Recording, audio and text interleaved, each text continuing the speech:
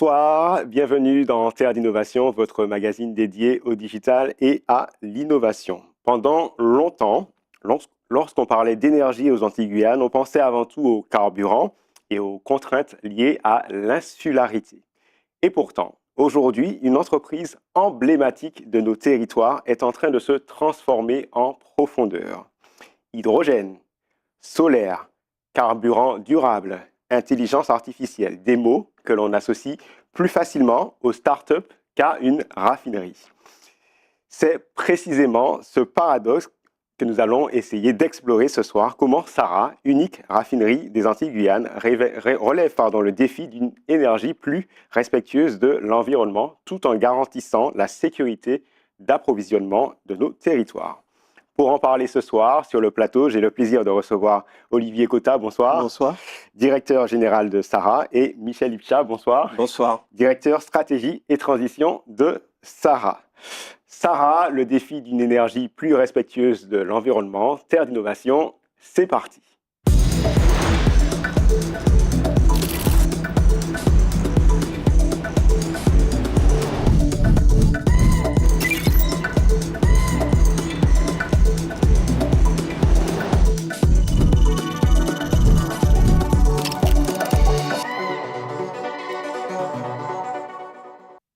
Bonsoir Olivier Cotta, donc vous êtes le directeur général de Sara. Est-ce que vous pouvez expliquer votre rôle et puis aujourd'hui ce qu'est Sara? Bonsoir. Oui, alors je suis directeur général, j'ai le privilège d'être le directeur général de Sara depuis 5 ans. Sara, comme vous l'avez dit, est un outil unique, industriel, opéré sur les Antilles et la Guyane et par des Antillais et des Guyanais. Et ça, on en est très fiers et on mène le combat pour que ça demeure ainsi. Sara a fêté ses 55 ans d'opération. La raffinerie a déparé le 23 janvier 1971 et depuis a opéré et a fonctionné, a approvisionné les carburants sur les 3 territoires non-stop, en continuité et en qualité. Le dernier point qu'il faut ajouter quand même, parce que c'est une spécificité, Sara est un outil industriel privé, mais régi par des prix qui sont encadrés par l'État. Et ça permet de garantir une forme de souveraineté, de stabilité des prix, d'employabilité et de transition également, dont on va parler ce soir. Tout à fait. Alors Michel Ipcha, je me tourne vers vous. Donc vous êtes directeur également, transition, stratégie et transition. Vous allez nous préciser ce que c'est. Et puis rappelez-nous sur quel site, quel territoire, et puis combien de collaborateurs aujourd'hui pour Sara? Alors oui, bonsoir, je suis directeur stratégie et transition depuis 5 ans à Sara et nous opérons dans différents domaines sur les 3 territoires de Guadeloupe, de Martinique et de Guyane. Alors, l'entreprise Sara est constituée de 360 salariés et nous en avons autant en termes de sous-traitants, au moins 360-370 sur les 3 territoires également. Alors, on connaît Sara, mais quel est le rôle aujourd'hui quotidien dans la vie de nos territoires? Alors, la mission principale de la Sara repose, je dirais, sur sa raison d'être, qui est de fournir des carburants conventionnels, vous l'avez dit, pétroliers, mais également innovants, pour le développement social et économique de nos territoires antillais, de Guadeloupe, de Martinique et de Guyane. Alors, au-delà de cette première mission, il faut également savoir que, en plus de mettre à disposition et de produire des carburants route pour l'aviation et du butane ou du fioul, nous travaillons aussi à des énergies nouvelles, mais je pense que nous on va en parler ultérieurement. Alors Olivier, je me tourne vers vous. On dit que Sara est un maillon de la sécurité énergétique pour nos territoires. Pourquoi? Alors, sécurité énergétique, effectivement. Alors, il suffit de regarder le contexte actuel également. Quand vous voyez ce qui se passe aux alentours, la guerre n'a jamais été aussi proche dans la Caraïbe. On est dans un contexte malheureusement chaotique, parfois anxiogène. Et le fait d'avoir une raffinerie et avec une accessibilité ou un accès à du pétrole brut et d'être autonome sur ce plan-là nous affranchit vraiment du reste des îles et nous permet de continuer à opérer et à approvisionner de façon continue et en qualité les 3 territoires. Alors, on va faire cette transition vers la diversification dont parlait Michel. Donc, Sara reste une raffinerie. Mais vous avez engagé une diversification importante. C'est quoi la genèse de cette réflexion? Alors, c'est très intéressant parce que je vois le titre également de l'émission, bien avant, depuis toujours en fait, et comme tout industriel qui veut demeurer, qui veut être pérenne, il a le devoir d'avoir une réflexion sur son avenir et sur son évolution. Il y a toujours eu des évolutions en matière d'environnemental avec des réglementations de plus en plus astreignantes, et ça, de tout temps, Sarah a modifié sa façon de fonctionner, notamment la raffinerie, de façon à répondre à ces impératifs. Ensuite, en 2015, mon prédécesseur, donc Philippe Guy, s'est posé une question, hein, mais avant tout le monde, hein, finalement, sur réflexion sur la diversification et ce que voulait dire la diversification sur les trois territoires en tenant compte des spécificités et des attentes et de l'acceptabilité des trois territoires. Et en 2021, j'ai rebondi là-dessus. J'ai essayé, je me suis dit, maintenant qu'on avait vu un panel assez large, j'ai voulu mettre un peu de structure sur cette approche, définir vraiment une stratégie et une feuille de route en écoutant bien sûr les autorités institutionnelles et administratives, bien sûr nos actionnaires, et c'est pour ça que j'ai demandé à Michel de venir m'aider pour structurer toute cette recherche. Depuis 2023, Sarah est devenue une société à mission. Qu'est-ce que ça veut dire? Alors, société à mission, c'est un engagement, une formalisation de notre responsabilité vis-à-vis de l'extérieur et en interne. Nous avons un devoir, nous sommes industriels, et en toute humilité, nous avons un devoir d'aider et de participer à l'évolution et à la lutte contre le réchauffement climatique, à l'amélioration des conditions de travail, à la santé, également à l'éducation. Donc, si on le fait, et c'est un devoir, une fois, l'entreprise à mission est inscrite maintenant dans nos statuts. Donc, nous avons un devoir, nous n'avons pas le droit et nous devons nous engager. C'est une obligation. Alors, on va rentrer dans les innovations, mais juste avant, diversification, c'est potentiellement aussi des contraintes réglementaires, au-delà du choix stratégique. Est-ce que vous pouvez un peu développer ce point?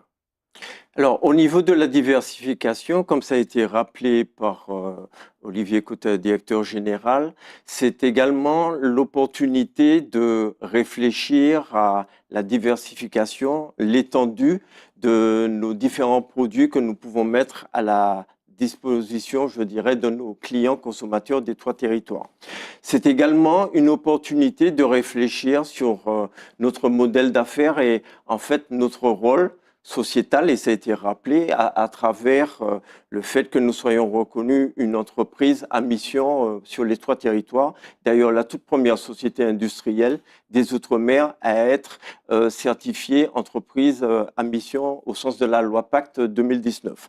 Mais c'est également, je dirais, une occasion rêvée de pouvoir fédérer également l'ensemble de nos équipes, des ressources humaines, autour d'un projet commun d'entreprise qui vise à nous projeter dans le futur et à répondre aux différents enjeux.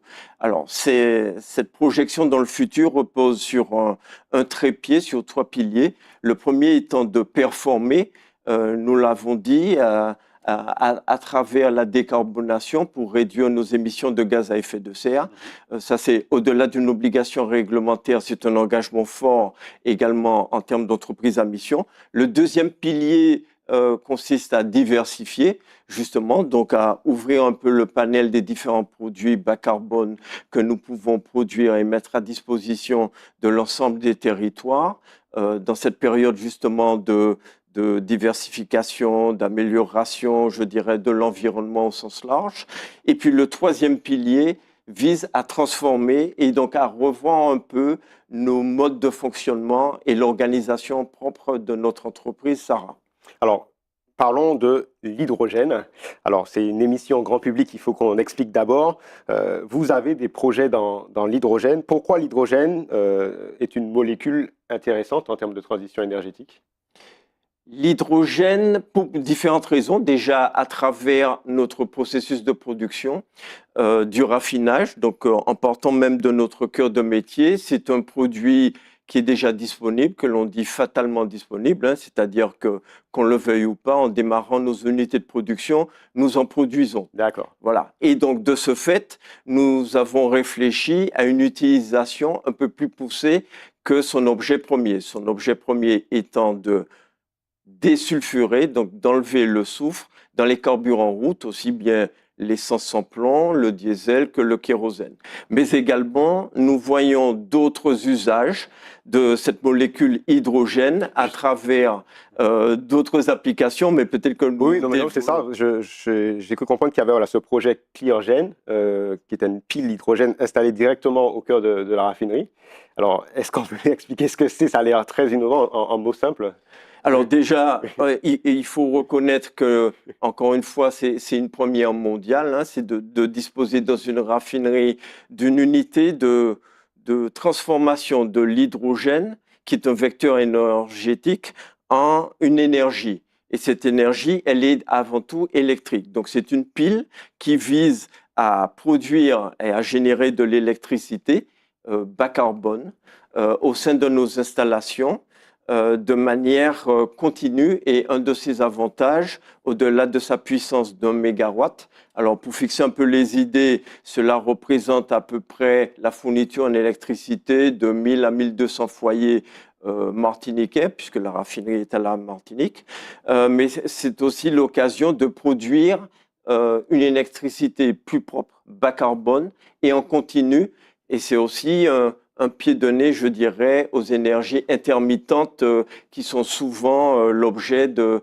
sujets quand on parle de diversification sur nos territoires. Olivier, quand on parle de Cleargen, donc, qui est présenté comme une première mondiale sur un site pétrochimique, pourquoi c'est important pour Sarah, et c'est quoi l'ambition quand on est capable de faire un projet d'abord comme cela? C'est un devoir avant tout. En fait, on est une des seules, en toute humilité encore une fois, une des seules industries des Antilles et de la Guyane. Et on se doit, on a des compétences extrêmement diverses et très élevées, antillaises et guyanaises, en Martinique et en Guadeloupe et en Guyane. Et on doit aller chercher sur le terrain ce qui se fait et comment on va travailler et évoluer vers notre futur. Donc c'est à nous, on a le savoir-faire, les personnes qui doivent travailler pour leur futur, réfléchir. Je pense que c'est le plus beau des modèles qu'on puisse mettre en place. Très bien. Alors, pendant qu'on échange, on voit les fameux projets sur lesquels vous travaillez sur les images derrière moi. Michel, on va maintenant parler d'un autre projet qui n'est pas moins innovant, c'est le projet Green Water. Voilà, donc une unité de dessalement d'eau de mer. J'avais aucune idée que Sarah travaillait sur un tel projet. Est-ce que vous pouvez déjà présenter l'objectif de ce projet?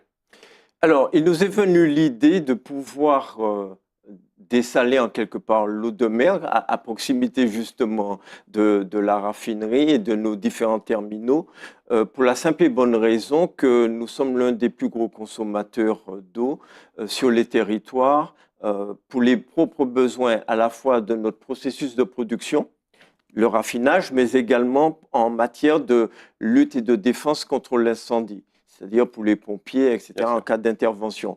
Donc, en tant que gros consommateur d'eau et pour réduire un peu notre empreinte justement sur le réseau hydrique du territoire, hein, au niveau des différents concessionnaires d'eau à la Martinique, et donc nous avons pensé à ce projet qui visait qui vise à désaliniser l'eau de mer et à la rendre industriellement utilisable dans nos process pour nos besoins au sein de la raffinerie. Si je peux me permettre, juste pour donner une idée ou un ordre de grandeur, en fait, ça représente 600 000 litres par jour que nous mettons à disposition de la population, parce que nous n'en avons plus besoin. D'accord. Voilà. Ok, bah alors moi j'avais vu ça à Dubaï et je me rends compte que voilà, aux portes de chez moi, c'est réalisé. Alors, au-delà de l'eau, Sarah explore aussi d'autres solutions énergétiques comme le solaire, les carburants durables. Comment ces solutions s'inscrivent dans la logique globale de résilience? Alors, à Sarah, nous sommes favorables, je dirais, à ce qu'il n'y ait pas qu'une seule solution. Et nous sommes pour la pluralité des solutions énergétiques sur nos 3 territoires, en fonction des réalités, donc des contraintes. environnementales, techniques, logistiques et économiques ou autres. Et puis, de manière à, comme nous l'avons dit précédemment, élargir un peu nos compétences antio-guyanaises techniques et également le panel des produits que nous pouvons offrir sur les différents territoires. Alors, pour ce faire, bien sûr, nous avons, comme beaucoup d'entreprises locales, lancé des projets de solarisation qui visent à produire de l'électricité solaire sur nos différents bâtiments. Mais nous avons aussi le devoir de décarboner et de trouver des solutions plus durables sur notre modèle économique qui consiste à décarboner notre outil de production, la raffinerie.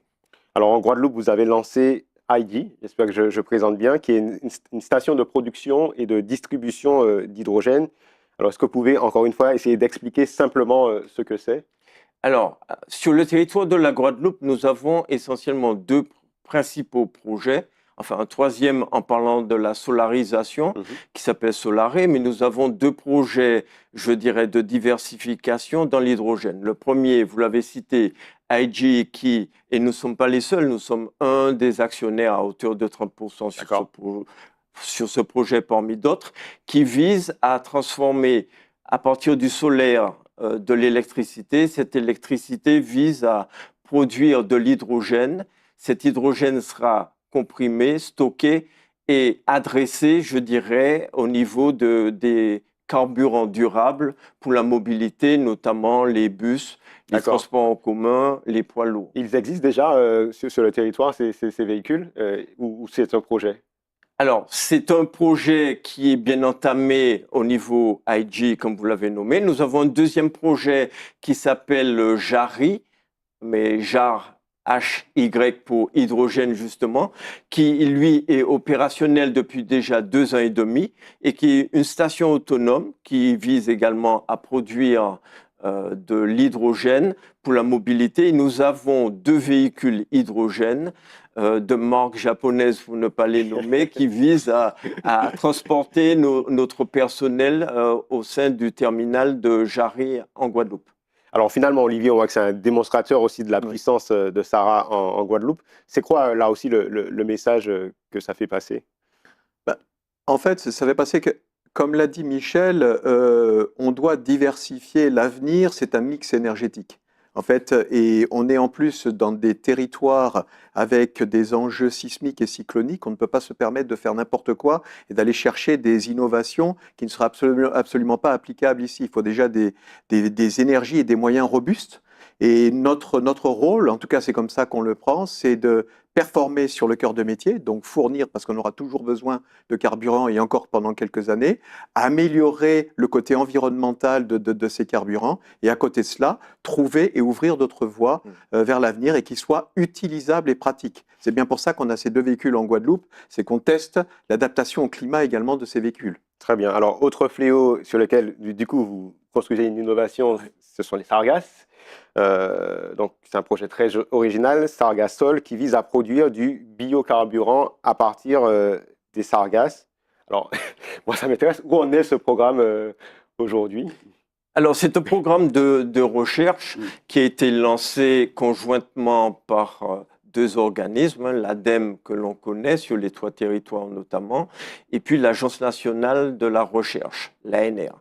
Et ce projet, à travers un appel d'offres qui s'appelait Sargassum 3, demandait à trouver des solutions concrètes pour réutiliser justement cette matière sargasse dans nos territoires qui est souvent nuisible et néfaste et de trouver une valorisation qui soit applicable encore aux réalités de nos territoires.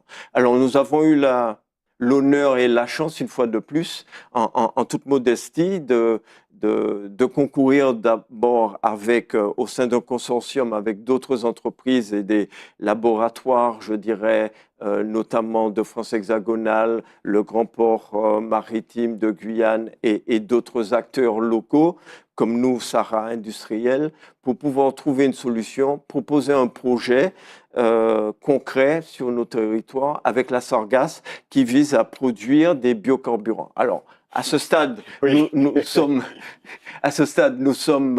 à l'état de de travaux, je dirais, en mode expérimental, en laboratoire. Et nous avons encore eu la chance récemment de commencer à produire un premier litre à titre expérimental avant de passer à une phase un peu plus industrielle dans les mois et années à venir. Très bien. Mais Oui. encore une fois, si je peux me permettre, parce Oui. que cette étude est passionnante, en fait, hein, si nous, industriels, ne contribuons pas à cet avenir, parce que là, c'est vraiment une sortie par le haut, qui a une vocation, parce que si ça marche, on parlait, il y avait environ 5 millions de tonnes estimées de sargasses dans la mer des Caraïbes en 2015. 20 millions de tonnes ont été répertoriées en 2022 environ, hein, à ma connaissance. L'enjeu n'est pas de réduire et de supprimer puisque les sargasses, puisque ça fait partie du monde écologique, hein, de toute façon. Donc, mais si on peut revenir à un équilibre, là, on a un vrai projet industriel, une vraie étude industrielle, puisqu'on pourrait aller développer des filières, comme des filières de la pêche, nouvelles filières de pêche, développer de l'employabilité. On peut voir très grand là-dessus, hein, et voir une autonomie et une écocircularité en termes énergétiques. Alors, le temps est passé très vite. Peut-être juste une dernière question pour vous entendre tous les deux. Forcément, je pose toujours cette question, c'est l'impact de l'intelligence artificielle. Aujourd'hui, à Sarah, on le voit comme une menace, comme une opportunité. On n'a pas tranché. Alors, on part du principe que de toute façon, toute nouveauté est une opportunité. On ne le prend pas comme une menace, il faut trouver quelque chose. Pour autant, on réfléchit, on fait attention. Et mon objectif, et je laisserai Michel parler d'exemples, hein, bien sûr qu'on est dessus, on est en retard. L'Hexagone, les États-Unis, l'Amérique de façon générale, l'Asie sont très en avance, hein, par rapport à nous. Il faut qu'on le rattrape, mais il ne faut pas qu'on fasse n'importe quoi non plus. Il faut qu'on s'adapte aux conditions. On a des problèmes de cybersécurité qu'on doit regarder de très près. Mais par contre, il ne faut pas tout verrouiller. Et mon job à moi, en tant que directeur général, c'est de mettre en place une gouvernance qui permette de définir de quelle manière on va rentrer de façon vertueuse vers l'IA. Michel, en quelques secondes.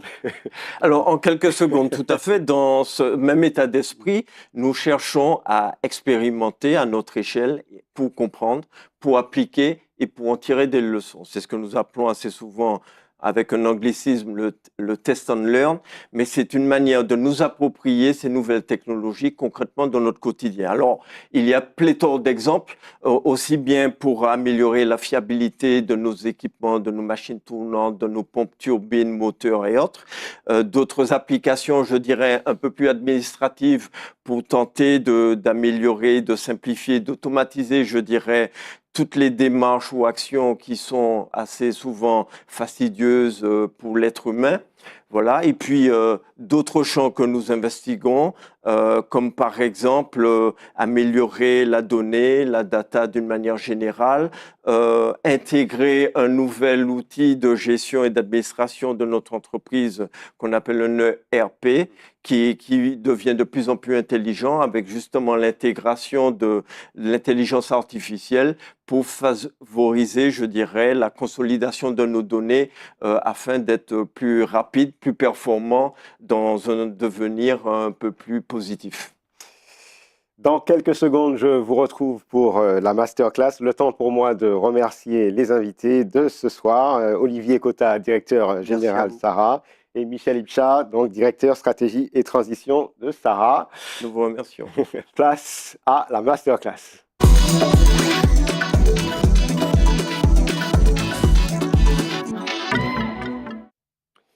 Au niveau de l'intelligence artificielle, on n'arrête pas les progrès. Il y a tout récemment, je vous parlais de Claude Cowork. Claude Cowork qui se veut être globalement une intelligence artificielle à côté de vous, mais qui pour la première fois, est comme un collaborateur à qui vous donnez une tâche, à qui vous donnez une mission, à qui vous confiez cette mission et qui va pouvoir réaliser cette mission avec une validation de votre part, mais après en toute autonomie. Donc, on plonge vraiment dans ce qu'on appelle les agents IA. Alors, ce que je vous annonçais est désormais live. Tout un chacun, nous pouvons télécharger cette application Claude Cowork. Et quand vous avez un abonnement payant, vous pouvez donc essayer cette application. Alors, je vais vous montrer, moi j'ai fait un premier test que je trouve assez bluffant. J'ai décidé d'utiliser Claude pour ranger mes fichiers. Hein. Donc, Ici, je suis dans Claude Cowork. Je vous ai fait une petite vidéo, mais globalement, quand vous serez dans l'interface, ce sera exactement comme ça. Donc, en haut, j'ai choisi dans Claude Cowork. Et il m'a proposé plusieurs choses que je pouvais faire. Et je lui ai demandé de m'aider à organiser mes fichiers. Et à ce moment-là, il m'a proposé d'accéder à plusieurs types de fichiers, plusieurs types de dossiers. Et je me suis dit, ben, tiens, j'allais faire un test sur mes dossiers de téléchargement. Alors, on voit que Claude Cowork est pour le moment en anglais. En tout cas, je n'ai pas vu encore comment le faire passer en français dans les instructions. Mais vous pouvez lui parler en français, c'est ce que j'ai fait. Et donc là, il y a un mélange de français et d'anglais. Mais globalement, ce que ça dit ici, c'est que la mission qui lui a été confiée, c'est de catégoriser tous les dossiers dans les dossiers présents dans la partie téléchargement, d'inspecter tous les fichiers, de comprendre quels sont les fichiers pour les renommer, de les ranger dans des sous-dossiers et après, j'ai rajouté, moi, de ranger tous ces dossiers sur le bureau. Voilà. Donc, ce qui se passe, donc je vais vous faire jouer la vidéo, mais là, c'est une vidéo live qui s'est passée. Vous voyez, Claude commence à comprendre votre demande. Il vous demande un accès, donc c'est pour ça que j'ai dû valider. Il vous demande un accès à vos fichiers. Il va réfléchir et puis il va comprendre votre demande. Il va vous expliquer petit à petit, après avoir réfléchi, ce qu'il va faire. Donc là, il réfléchit, il dit je vais scanner les téléchargements, je vais comprendre, je vais renommer, etc. Donc je fais un petit peu avancer ma vidéo. Mais très rapidement, vous voyez ici, il a vu qu'il y avait des documents. Il a renommé mes factures avec le nom de l'éditeur, donc là en l'occurrence Microsoft, le mois, l'année, etc. Et puis, il a rangé tout cela dans la partie bureau. Voilà, donc là, c'est présent, ce n'est plus une innovation, c'est vraiment la réalité. Aujourd'hui, vous avez des agents qui peuvent vous aider et donc c'est votre créativité qui mettra les limites et aussi la sécurité parce que forcément, ça pose des questions. Terre d'innovation, c'est fini pour ce soir. Merci à David Torres et Johan Constant pour la réalisation. Je vous donne rendez-vous lundi prochain à 20h10 ou à 23h30. Et puis d'ici là, restez connectés sur les réseaux sociaux de Zitata. Bye bye.